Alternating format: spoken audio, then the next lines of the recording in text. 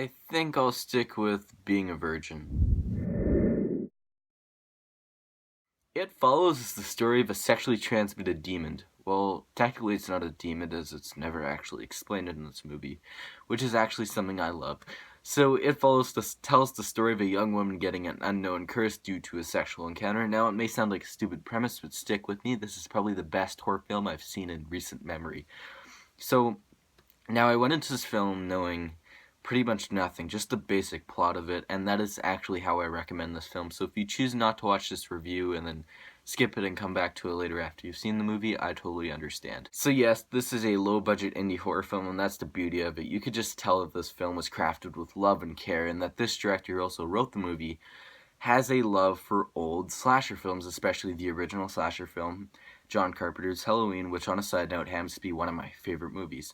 And what I mean by that is there are many shots of the suburbs, as well as a school scene that I won't spoil for you, that are very apparent that are very similar to the original Halloween. And I enjoyed the subtle nods to the film. However, sometimes it was very apparent that that's what the director was going for, and it became a little overwhelming.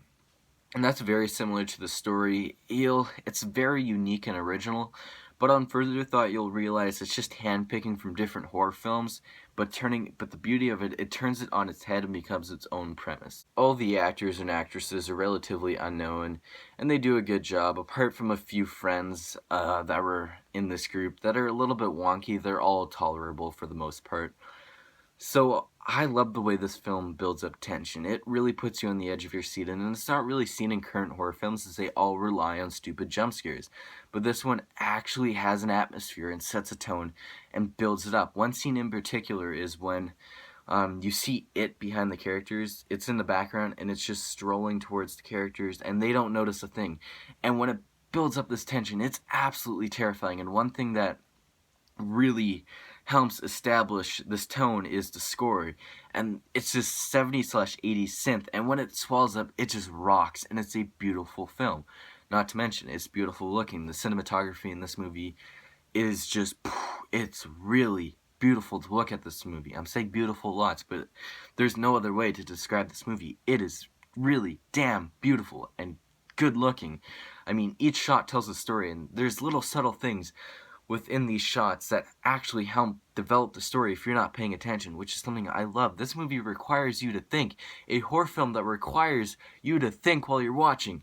Like I said, this is really not seen in horror films nowadays. This is amazing, and I loved it. Now, I shouldn't sound too excited as I do have some problems with this film. However, they come around near the end of this movie, so I'm going to save some of them for a spoiler section at the end of this video. But I do have a few problems that I can talk about that won't spoil too much. So yeah, I believe it was Chris Stuckman that brought this point up, and that is, where are the parents? I get that it is the 80s movie slasher trope that the parents are nowhere to be found when shit goes down. However, because this movie establishes a really realistic tone, when shit actually does hit the fan and their kids are like getting hurt or are causing this ruckus, there's no adults. They are just like, I guess they just disappeared, and that's a minor gripe that I have with it, as well as a little bit more nitpicking.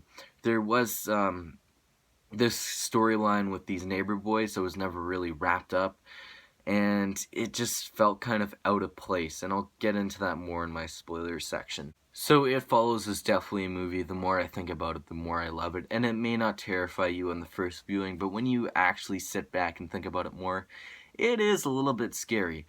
So It Follows, I can't stress enough how good it is, and despite its weaker points, It Follows receives an 8.5 out of 10. Alright guys, now I'm going to talk about some spoilers, so if you have not seen It Follows, I highly recommend just don't continue to watch this video, as I'm going to spoil some few things. So once you've seen the movie, definitely come back and check out the rest of this video.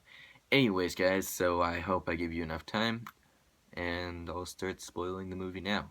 So this movie definitely has some fat trimming it needs. Well, this film definitely includes some fat trimming that needs to be done.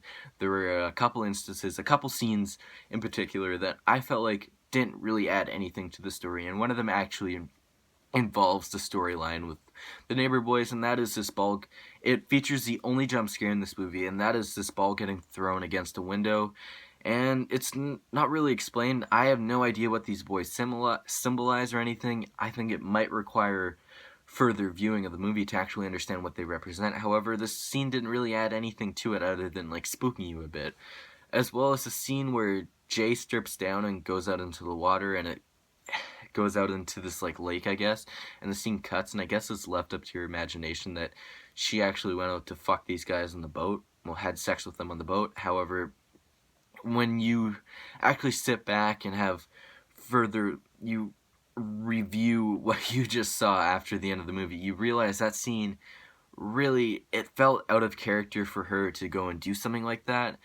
And like I said, it's another scene that doesn't add too much to the film. It could have, like, if the scene was cut totally, it wouldn't have made a difference to the story itself. Despite really loving it, like the stalker, the slasher, I don't know, it's not really a slasher, but the stalker, it had a few problems with, I had a few problems with it, especially the inconsistency with the rules of it. So it's learned on this, during the beach scene, that it can't be stopped with, even with a bullet to the head. However, with the final climax at the pool, which is a scene that I wasn't a fan of in particular, I found the climax of this movie to be kind of, I wouldn't say underwhelming, I just didn't really like it all too much. Anyways, Paul starts shooting at it.